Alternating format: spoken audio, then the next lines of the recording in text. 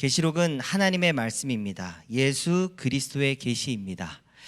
설교를 하면서 저는 의도적으로 요한계시록이라고 부르지 않고 계시록이라 지칭하면서 설교를 할 것입니다. 즉 요한의 계시라고 오해하지 않기 바라는 마음에서입니다. 계시록의 말씀은 예수 그리스도의 계시, 하나님의 말씀임을 설교자와 또한 듣는 모두가 기억하면서 듣기를 소망합니다. 요한은 하나님과 그 어린 양의 보좌로부터 수정같이 맑은 생명수의 강을 보게 됩니다. 구약성경 창세기에는 에덴에서 강이 흘렀습니다. 그리고 구약의 선지자 스가랴 선지자는 예루살렘에서 생수가 솟아나는 것을 보았습니다. 또한 에스겔 선지자는 성전에서 생수가 흘러나와 강이 되는 것을 보았습니다. 에스겔 선지자의 환상은 우리가 한번 살펴보았습니다. 그리고 요한은 구약에서 예표되었던 그 모든 환상이 지금 성취되는 것을 천사를 통해서 환상 가운데 보고 있는 것입니다. 생명수가 흐르는 곳에 무엇이 있습니까? 2절에 길 가운데로 생명수가 흐릅니다. 강 좌우에 생명나무가 있어 12가지 열매를 맺되 달마다 그 열매를 맺고 그 나무 잎사귀들은 만국을 치료하기 위하여 있더라 말씀합니다. 생명나무가 있습니다. 창세기에서 인류는 에덴 동산에서 쫓겨난 이후 처음으로 다시 우리는 생명나무를 보는 것입니다. 인간의 대표였던 아담이 자신의 죄와 욕망으로 인해 추방되었던 그곳에 다시 합법적으로 들어갈 수 있음을 말합니다. 빠른 이해를 위해 생명수의 강과 생명나무 모두는 풍성한 생명을 강조하기 위하여 사용되는 상징 이미지임을 말씀드립니다. 생명수의 강이 흐르는 곳에 생명나무가 있는 그 관계처럼 이는 하나님과 어린 양과의 관계의 풍성함을 말하며 또한 하나님과 어린 양의 관계 속에 들어가게 되는 성도, 그 성도는 바로 그 안에서 생명의 풍성함을 누리게 될 것이다 말씀하는 것입니다. 이는 예수께서 공생의 기간에 말씀하신 것과 일맥상통합니다. 요한복음 7장 38절에 누구든지 목마르거든 내게로 와서 마시라. 나를 믿는 자는 성경의 이름과 같이 그 배에서 생수의 강이 흘러나오리라. 요한복음 10장 10절도 말씀합니다. 같이 읽습니다. 시작. 도둑이 오는 것은 도둑질하고 죽이고 멸망시키려는 것뿐이요 내가 온 것은 양으로 생명을 얻게 하고 더 풍성히 얻게 하려 함이라. 내가 온 것은 양으로 생명을 얻게 하고 더 풍성히 얻게 하시기 위해서 예수님은 이미 공생의 기간 때부터 내 안에 있으면 생명의 풍성함을 누리게 된다 말씀하시고 예고하셨습니다. 또한 흐르는 강 사이에 생명나무는 달마다 열매를 맺습니다. 12가지 열매를 맺는다고 말합니다. 특히 그 나무의 잎사귀가 만국을 치료한다고 말합니다. 이미 시편에서부터 성도가 말씀 안에서 누리는 주님과의 교제의 풍성함을 이렇게 말합니다. 그는 시냇가에 심은 나무가 시절을 쫓아 가시를 맺으며 그 잎사귀가 마르지 아니한 같다라고 이미 우리에게 말씀하셨습니다. 하나님의 나라는 하나님을 영원히 찬양하는, 하나님과 영원히 교제하기에도 영원이라는 시간이 모자르다고 어느 신학자가 말했습니다. 물론 모자르지 않을 것입니다. 너무나 풍성해서 역설적으로 그렇게 말하는 것입니다. 그 하나님과 어린 양의 풍성한 교제 속으로 들어가기 원하시는 분들만 아멘으로 하답하겠습니다. 아멘. 저만 하네요. 자, 아멘. 계시록의 말씀을 읽다 보면 가슴 벅차오르게 절정에 오르는 구간이 있습니다. 그것은 바로 19장부터 20장, 21장, 22장입니다. 왜냐하면 19장은 어린 양의 혼인잔치를 소개합니다. 그때부터 가슴이 벅차오릅니다. 20장에는 하나님 나라의 왕국, 그리고 반면에 사탄 세력이 무너지는 것이 이야기됩니다.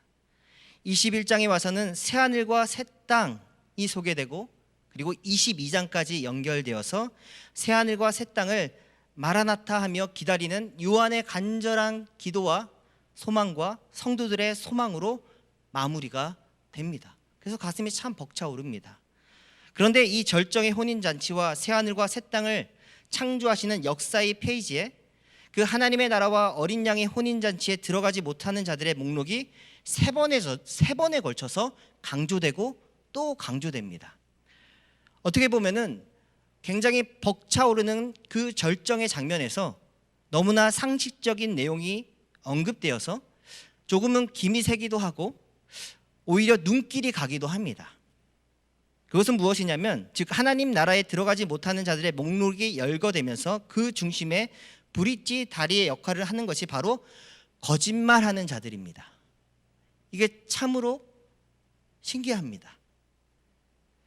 바로 요한계시록 22장 바로 앞절에 있는 21장 27절의 말씀 우리 한번 같이 읽어보겠습니다. 시작. 무엇이든지 속된 것이나 가증한 일 또는 거짓말하는 자는 결코 그리로 들어가지 못하되 오직 어린 양의 생명책에 기록된 자들만 들어가리라. 그리고 21장 28절도 같이 읽습니다. 시작. 그러나 두려워하는 자들과 믿지 아니하는 자들과 흉악한 자들과 살인자들과 음행하는 자들과 점술가들과 우상 숭배자들과 거짓말하는 모든 자들은 불과 유황으로 타는 못에 던져지리니 이것이 둘째 사망이라. 둘째 사망이라는 의미가 다소 무섭게 들리실 것입니다. 예수님이 마지막 날에 의인의 부활과 악인의 부활이 있을 것을 말씀하셨습니다. 마지막 날에는 모든 자가 부활할 것입니다. 그런데 지금 말씀하는 내용은 두려워하는 자들과 믿지 아니하는 자들, 흉악한 자들, 살인자들, 그리고 음행하는 자들, 거짓말하는 모든 자들은 불과 유황으로 던져지는 사망을 겪게 됩니다. 이것이 둘째 사망이다 지칭하는 것입니다. 한 군데 더 찾아봅니다. 22장 15절의 말씀입니다. 시작. 개들과 점술가들과 음행하는 자들과 살인자들과 우상 숭배자들과 및 거짓말을 좋아하며 지어내는 자는 다 성 밖에 있으리라. 표현이 굉장히 재밌습니다. 거짓말 좋아하는 분 계십니까? 거짓말 지어내기를 즐기는 분들을 아십니까? 자녀들을 키우면서 아이들이 거짓말을 하고 거짓말을 지어내는 것을 보게 됩니다. 제 눈으로 직접 목도하고 키우면서 보니까 많이 당황했습니다. 그 모습을 보면 반드시 교정해 줍니다. 기준을 잡아줍니다. 성도에게는 하나님의 말씀이 기준이고, 아멘. 성도가 주님과 교제할 수 있는 내용이 바로 이 성경에 담겨 있습니다. 하나님과의 관계에서 성도라는 이름을 가진 한 인간은 거짓말하지 말 것을 이미 수천 년 전에 모세를 통해서 돌판에 깊이 새겨진 십계명을 통해서 받았습니다. 십계명 중 9번째 계명이 분명히 말씀합니다. 내 이웃에 대해서 거짓 증거하지 말라. 일단 부모로서 저는 어린아이가 거짓말을 하면 아이가 아직 기준이 없기 때문에 크게 혼내지는 않습니다. 대신 기준을 알려주고 거짓말을 지어내지 말라고 가르쳐줍니다. 그럼에도 불구하고 거짓말을 하면 이번에도 심호흡을 깊게 하고 감정을 가라앉히고 혼내기 전에 기억나게 해줍니다. 일전에 아빠가 왜 거짓말을 하지 말라고 했는지 상기시켜줍니다. 그리고 그 작업을 반복적으로 계속합니다. 무조건 혼내는 것이 아니라 기억나게 해주고 왜 거짓말을 하면 안 되는지, 거짓말을 하면 아버지와의 관계가 어색해진다는 것을, 그리고 불편해진다는 것도 다시 알려줍니다. 하나님께서 기본 상식과도 같은 거짓말하지 말 것을, 그것을 명확하게 돌판에 새겨주시고 성경 66권 마지막 계시록 말씀을 통해서 다시 기억나게 하시고 상기시켜 주시고 가르쳐 주시는 이유와 목적이 무엇입니까? 최종적으로 거짓말하는 자는 하나님과의 관계를 누릴 수 없습니다. 하나님과의 관계가 이 땅에서부터 이미 어색해집니다. 하나님은 거짓말하는 자와 거짓말을 지어내는 자와 교제하지 않으십니다. 하나님의 나라는 영원토록 하나님과 교제하는 곳인데 거짓말을 하는 자는 하나님의 나라에 들어갈 수 없다는 것을 계시록 마지막 부분에 그 영광의 절정 속에서 다시 한번 우리에게 기억나게 하시고 상기시켜 주시고 알려주시는 것입니다. 22장 18절과 19절 계시록 22장 18절과 19절은 다시 한번 거짓말하지 말 것을 강조합니다. 18절, 내가 이 두루마리의 예언의 말씀을 듣는 모든 사람에게 증언하노니 만일 누구든지 이것들 외에 더하면 하나님이 이 두루마리에 기록된 재앙들을 그에게 더하실 것이요. 19절 같이 읽습니다. 만일 누구든지 이 두루마리의 예언의 말씀에서 제하여 버리면 하나님이 이 두루마리에 기록된 생명나무와 및 거룩한 성의 참여함을 제하여 버리시리라. 하나님의 계시하신 말씀에서 무언가 더하는 것 그리고 빼는 것도 무엇입니까? 거짓말하는 것입니다.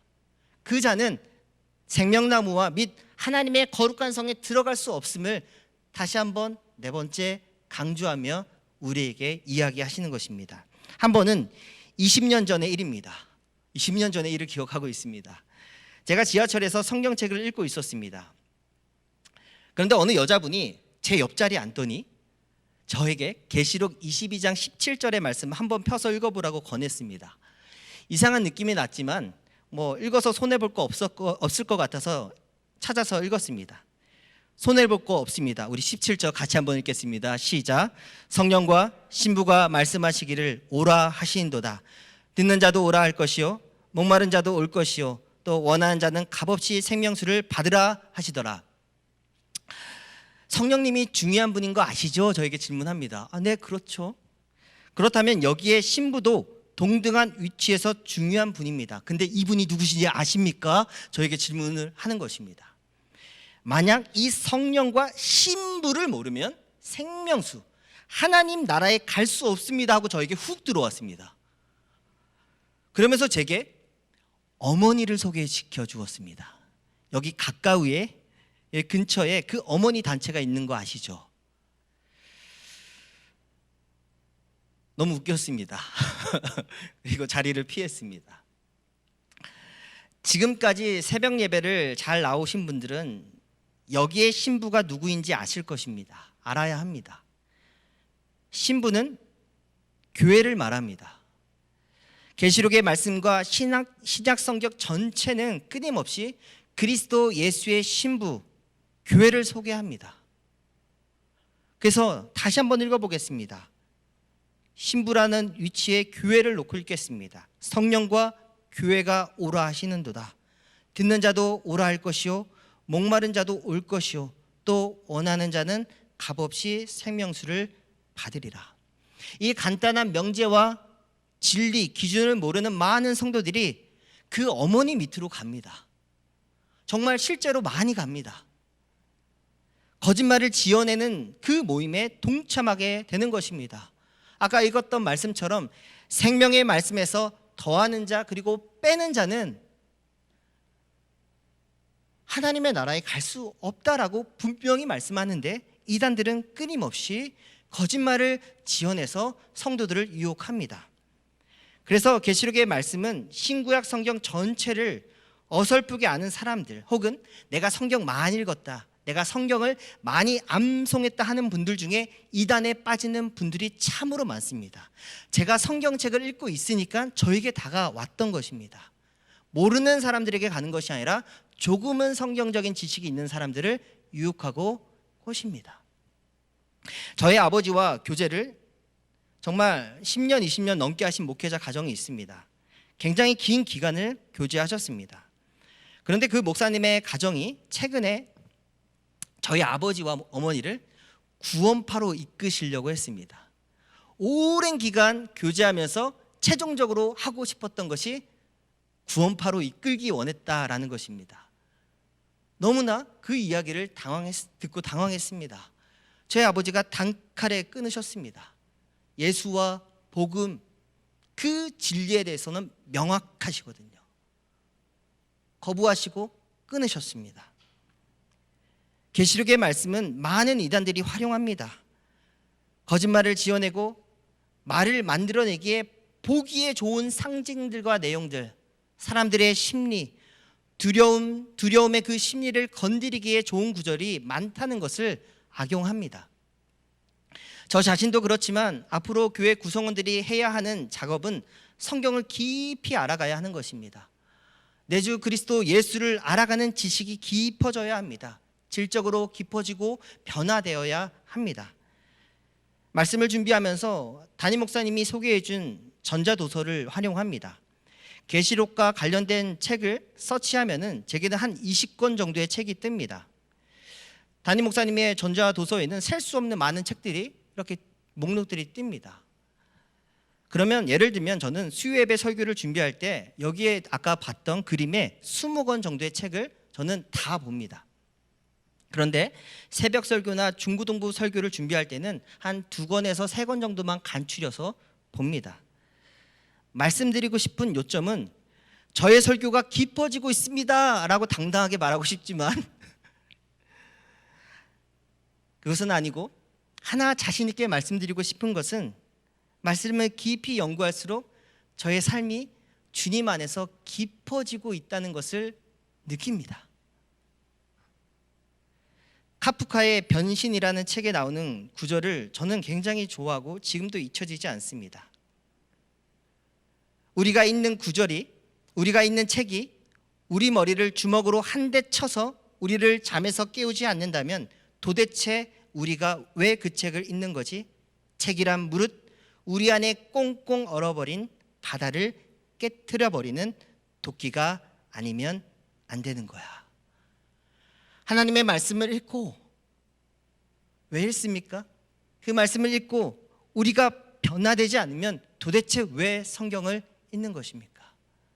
소원하기는 우리 교회가 깊은 큐티 쉐어링 교제를 통해서 말씀을 깊이 알아가는 과정을 통해서 변화되고 깊어지는 삶으로 하나님과 교회를 섬기는 성도들이 많이 나오기를, 배출되기를 소망합니다. 본문 3절과 4절의 말씀을 읽겠습니다. 같이 읽습니다. 시작. 다시 저주가 없으며 하나님과 그 어린 양의 보좌가 그 가운데 있으리니 그의 종들이 그를 섬기며 그의 얼굴을 볼 터이요 그의 이름도 그들의 이마에 있으리라. 하나님의 얼굴은 하나님의 성품을 가리킵니다. 그런데 구약 성경에서 하나님의 얼굴을 보고 살 자가 없다 말씀합니다. 그리고 모세에게 말씀하십니다. 출애굽기 33장 20절에서 23절에 보면은 이와 같은 말씀이 있습니다. 하나님이 이르시되 네가 내 얼굴을 보지 못하리니 나를 보고 살 자가 없다 말씀하십니다. 그러면서 21절에 여호와께서 또 이르시기를 보라 내 곁에 한 장소가 있으니 너는 그 반석 위에 서라. 내 영광이 지나갈 때에 내가 너를 반석 틈에 두고 내가 지나도록 내 손으로 너를 덮었다가 23절 같이 읽습니다. 시작. 손을 거두리니 내가 내 등을 볼 것이요 얼굴은 보지 못하리라 말씀합니다. 그런데 신약에서 와서 예수님께서 이 땅에 오셔서 이렇게 말씀하십니다. 마음이 청결한 자는 복이 있나니 그들이 하나님을 볼 것이라 선포하십니다. 그리고 요한복음 14장 9절에서는 제자 빌립에게 이렇게 책망하십니다. 예수께서 이르시되 빌립아 내가 이렇게 오래 너희와 함께 있으되 네가 나를 알지 못하느냐? 나를 본 자는 아버지를 보았거늘 어찌하여 내게 아버지를 보이라 하느냐? 나를 본 자는 이미 아버지를 보았다 말씀합니다. 또한 바울은 고린도전서 13장 사랑장에서 그때에는 얼굴과 얼굴을 대하여 볼 것이라고 우리에게 선언합니다. 하나님과 하나님의 얼굴을 함께 보게 될 것이다 말씀합니다. 구약에서도 모세가 하나님의 등을 본 후에 그의 얼굴에 광채가 났다 말씀합니다. 사람들이 두려워서 감히 광채가 나는 그 모세에게 가까이 하기를 두려워했다 말씀합니다. 그래서 모세가 수건으로 그 얼굴을 가렸다라는 말씀을 기억하실 것입니다. 고린도후서 3장 14절에서는 이 부분을 이렇게 해석합니다. 그러나 그들의 마음이 완고하여 오늘까지도 구약을 읽을 때에 그 수건이 벗겨지지 아니하고 있으니 그 수건은 그리스도 안에서 없어질 것이라. 그리스도 안에서 그 수건이 없어질 것을 이미 예고하셨습니다. 그래서 고린도후서 3장 17절에 한번 3장 17절을 함께 읽습니다. 시작. 주는 영이시니 주의 영이 계신 곳에는 자유가 있느니라. 성령께서 오셔서 우리를 자유하게 하시고 하나님의 얼굴과 얼굴을 볼 수 있도록 예수 그리스도 안에 있는 자를 부르신다 말씀합니다. 그래서 18절에 우리가 다 수건을 벗은 얼굴로 거울을 보는 것 같이 주의 영광을 보매 그와 같은 형상으로 변화하여 영광에서 영광에 이르니 곧 주의 영으로 말미암아 그렇게 될 것이다 말씀합니다. 그러므로 오늘 본문의 3절과 4절 이 말씀은 하나님과 그 어린 양의 얼굴을 보는 것으로 그 저주의 시대가 끝났다 선언하시는 것입니다. 그러므로 확인하셔야 합니다. 그 저주가 끝난 이 시대 가운데 내가 정말로 그리스도 예수 안에 있는지 시험하셔야 합니다. 내 얼굴에 하나님의 얼굴, 즉 하나님의 성품이 드러나는지, 내 이마, 얼굴의 중심부에 숨길 수 없는 하나님의 선하심과 인자하심이 드러나는지 확인하셔야 합니다. 누가 확인합니까? 나 스스로도 확인해 볼 수 있지만 명확하고 객관적인 것은 나와 함께 있는 내 옆에 있는 성도가 확인하고 볼 수 있습니다. 그 성도에게서 하나님의 선하심과 인자하심, 하나님의 좋으심이 드러나는지 아니면 악하고 거짓된 것들이 드러나는지 분명하게 보입니다. 많은 성도들이 666을 두려워합니다. 요한계시록 13장 17절과 18절입니다. 누구든지 이 표를 가진 자 외에는 매매를 못하게 하니 이 표는 곧 짐승의 이름이나 그 이름의 수라. 지혜가 여기 있으니 총명한 자는 그 짐승의 수를 세어보라. 그것은 사람의 수니 그의 수는 666이라. 하나님의 성도의 얼굴에는 하나님의 이름이 있다라고 말합니다. 그런데 다른 악한 자들의 이마에는 666이 있다 말씀합니다. 저도 666에 대한 내용을 국민학교 때부터 들었던 기억이 납니다. 저도 국민학교 세대네요. 그러므로 30년 전부터 666을 얼핏 들어서 저의 심리 속에도 희미하게 뭔지 모를 불편함과 두려움이 있었습니다. 그런데 정통교회가 그 해석을 안 해줍니다. 이 말은 저의 말이 아니라 제가 존경하는 신학교 교수님의 말씀입니다. 이미 이 부분에 대한 적절한 해석이 나왔음에도 불구하고 한국교회 목회자들이 설교하기를 꺼려한다고 이야기합니다. 그런데 이단들은 당당하게 계속 말합니다. 666이 바코드다, 신용카드다 말해왔고, 최근에는 우리 몸에 있는 지문과 동체 시력이다, 혹은 우리 몸에 심는 생체 인식표 베리칩이 666이다 말합니다. 거짓과 속이는 말이 계속 과장되고 번져나갑니다. 이러한 때 한국교회 성도들은 그 불안한 심리가 더 커지고 있습니다. 저도 국민학교 때부터 들은 이야기가 벌써 30년이 지났으니까 지금 대부분의 성도들은 바른 해석 없이 60년 이상을 그저 두려워하고 아무것도 아닐 거야 하는 희망 고문 속에서 신앙생활하고 있는 분들이 분명히 있습니다. 666에 대한 해석을 바운스의 자료를 통해서 발견한 것은 5가지 정도로 해석이 가능합니다. 그 중에서 2가지만 말씀드리기 원합니다. 첫 번째는 우리에게 생소하지만 그리스어, 히브리어에는 각 단어마다 사진으로 보시는 바와 같이 숫자 값이 있습니다. 지금 보시는 그림은 히브리어에 있는 숫자 값입니다. 각 알파벳 단어마다 숫자 값이 있습니다. 그 다음 페이지에는 그리스어, 헬라어에는 또한 숫자 값이 있습니다. 특별히 15번째 알파벳 오미크론의 숫자 값이 70입니다. 요즘 유행하고 있는 오미크론, 그 숫자의 값이 70입니다. 그래서 오미크론 바이러스를 오미크론 70 바이러스라고 만약 부른다면 이쪽 계통의 언어를 쓰는 문화권에서는 그것이 무슨 뜻인지 바로 이해를 합니다. 이러한 방식을 게마트리아 방식이라고 합니다. 그래서 당시 문화권에서는 특별히 폼페이에서 자주 발견되는 낙서가 지금도 발견되고 있는데, 인용되는 낙서가 있는데, 나 545번은 716번을 사랑한다. 그러니까 자신의 이름에 숫자 값이 있는 것입니다. 그래서 나는 716번을 사랑해, 이러한 낙서가 최근에도 발견되고 있습니다. 또한 유대인 학자들 사이에서는 성경에 나오는 난해한 숫자를 게마트리아 방식으로 연구하는 학자들이 있습니다. 그렇다면 666 역시도 당시 게마트리아 방식으로 이해하는 것이 맞다라는 해석이 첫 번째입니다. 그래서 당시 기독교를 박해했던 네로 카이사르를 그의 이름을 히브리어로 음역하면 정확하게 666이 나옵니다. 네로가 누구입니까? 당시 기독교를 심하게 박해하고 핍박했던 대표적인 인물입니다.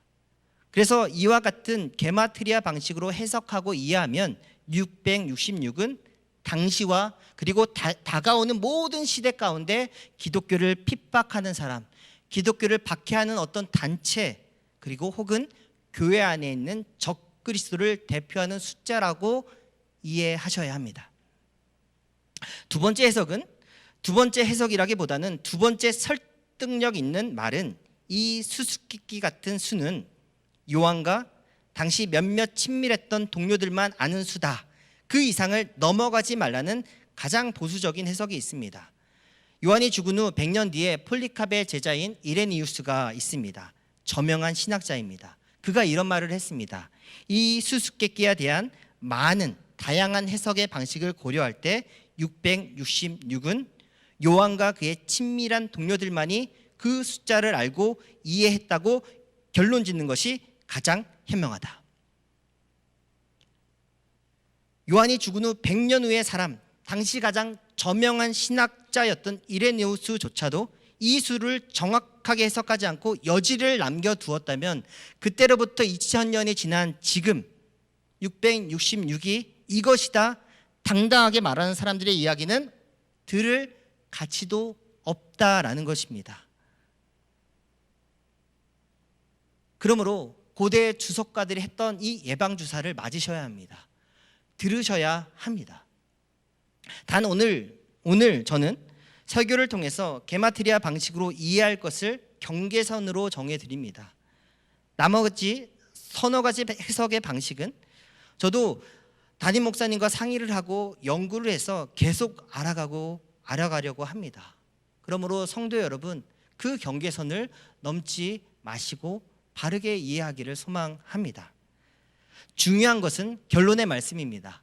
중요한 것은 어린 양의 생명책에 내 이름이 있는지 없는지 아는 것이 더 중요합니다. 내가 그리스도 안에 있는지 없는지 그것을 시험하고 확인하는 것이 더 시급합니다. 최근 일주일 새벽 예배 시간에 바울이 디모데에게 쓴 마지막 목회 서신인 디모데후서를 살피고 있습니다. 목사가 되어서 바울이 디모데에게 썼던 목회 서신을 그냥 읽는 것이 아니라 설교하기 위해서 성경을 연구하고 있는 것이 처음입니다. 너무 많이 가슴 깊이 다가오고 있습니다.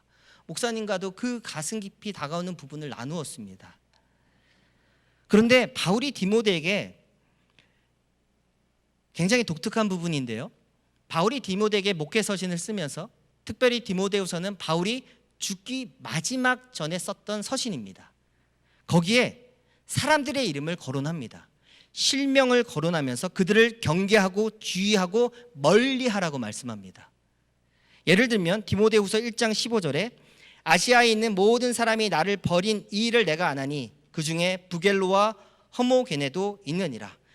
디모데후서 2장 17절입니다. 그들의 말은 악성 종양이 퍼져나감과 같은데 그 중에 후메네오와 빌레도가 있느니라. 18절 같이 있습니다. 시작. 진리의 가나여는 그들이 그릇되었도다. 부활이 이미 지나갔다 하므로 어떤 사람들의 믿음을 무너뜨리느니라. 또한 디모데후서 4장 10절에서는 대만은 이 세상을 사랑하여 나를 버리고 데살로니가로 갔다 말씀합니다. 여기에 소개된 이름 부겔로, 허모게네, 후메네오, 빌레도 그리고 데마까지 이 사람들의 이름이 바울이 기록함으로 말미암아 영원히 끝까지 가는 것입니다. 이 사람들이 어떤 사람들입니까? 특징이 거짓말을 지어내서 진리를 왜곡하고 하나님보다 세상을 더 사랑하는 사람들이다라고 기록해 두었습니다. 생각해 보시기 바랍니다. 바울이 기억하고 또한 바울이 기록해 두었다면 이 사람들의 이름이 하나님의 어린 양의 생명책에 기록되어 있지 않을 가능성이 몇 %일 것 같습니까? 저는 100%라고 생각합니다. 바울이 기억하고 그리고 바울이 기록해 두었습니다. 하나님을 섬기는 진실한 종이 이렇게 기록해 두었다면 이 사람들을 하나님이 기억하시기 때문에 하나님의 어린 양의 책에 기록되지 않았을 가능성이 100%입니다. 666의 이름이 무엇인지 두려워하기보다 내 이름이 정말로 하나님의 어린 양의 책에 기록되어 있는지를 아셔야 합니다. 정말로 하나님을 섬기고 진실하게 하나님을 사랑하는 종이 나의 이름을 어떻게 기억하고 기록할지를 더 두려워하셔야 됩니다. 내 옆에 있는 함께 신앙을 섬기는 성도들이 내 이름을 어떻게 기억하고 기록할지를 두려워하셔야 합니다. 아, 저 성도는 거짓말을 지어내는 사람이야. 아, 저 성도는 진리에서 벗어나는 사람이야. 아, 저 성도는 실상 예수님을 안 믿네. 실상 예수님을 모르네 평가받는다면 그 사람은 하나님의 얼굴을 보지 못하게 될 가능성이 거의 100%라고 해도 과언이 아닙니다. 그러므로 진짜 두렵고 무서운 말씀은, 계시록에 기록된 말씀은 다른 말씀이 아닙니다. 가깝게는 21장 27절의 말씀입니다. 무엇이든지 속된 것이나 가증한 일 또는 거짓말을 하는 자는 결코 그리로 들어가지 못하되 오직 어린 양의 생명책에 기록된 자들만 들어가리라. 그러므로 성도 여러분, 하나님의 얼굴을 보기 원하고 내 이마에 하나님의 성품이 드러나기 원한다면 오늘의 신앙생활을 진실하게 거짓됨 없이 회개함 가운데 하셔야 합니다. 요한계시록 새벽에 요한계시록 22장까지의 말씀을 다 마치고 나서 떠오르는 성경 구절 그리고 생각나는 사람 한 명이 있었습니다. 우리 다 함께 욥기서 42장의 말씀을 한번 찾아보도록 하겠습니다. 욥기, 우리 성경책을 한번 찾아보겠습니다. 욥기 42장 5절과 6절의 말씀입니다. 욥기 42장 5절과 6절의 말씀입니다. 같이 읽습니다. 시작. 내가 주께 대하여 귀로 듣기만 하였사오나 이제는 눈으로 주를 배움나이다. 그러므로 내가 스스로 걷어들이고 티끌과 제 가운데서 회개하나이다. 욥이 말합니다. 내가 주께 대하여 귀로 듣기만 하였사오나 이제는 눈으로 주를 배움나이다. 욥이 얼마나 큰 고난 가운데 힘들고 괴로웠습니까? 그런데 폭풍 가운데서 주께서 욥에게 나타나시고 하나님께서 친히 말씀하시는 모든 과정을 듣고 본 후에 욥의 고백이 무엇입니까? 귀로 듣기만 했는데 이제 눈으로 주를 배웁니다. 구약에서는 아까도 말씀드렸듯이 눈으로 주를 배우면 죽는 것입니다. 근데 욥이 너무나 당당하게 내가 주를 보았습니다 고백합니다. 주를 본 자의 고백, 최종적인 고백이 무엇입니까? 그러므로 내가 스스로 낮춰서 티끌과 제 가운데서 회개합니다. 요한계시록 22장까지 다 마치고 나서 제 마음 가운데 하나님이 주시는, 성령이 주시는 마음은 이 말씀입니다. 하나님 나라에 들어가 하나님의 얼굴을 보게 될 것이다. 이 감동 가운데, 하나님의 얼굴을 본 마음 가운데 회개하는 마음을 주셨습니다. 감사하는 마음을 주셨습니다. 그리고 성경을 다시 깊이 천천히 읽으면서 연구해야겠다라는 겸비한 마음을 주셨습니다. 성도 여러분, 나는 천국에 이미 들어갈 사람이야. 욥은 그렇게 말하지 않았습니다. 또한 우리의 믿음의 선배들은 그렇게 말씀하지 않았습니다. 그때는 얼굴과 얼굴을 대하여 볼 것이다. 깊은 은혜 가운데 말하지만 마음 정말 저 밑바닥에는 두렵고 떨리며 회개하는 심령이 있었다라는 것입니다. 성도 여러분, 이 마음으로 신앙을 하셔야 합니다. 그리고 성도들과 관계를 누리셔야 합니다. 정말 진실하고 하나님을 잘 섬기는 하나님의 종이 그 사람을 어떻게 평가할지를 한번 생각해 보셔야 합니다.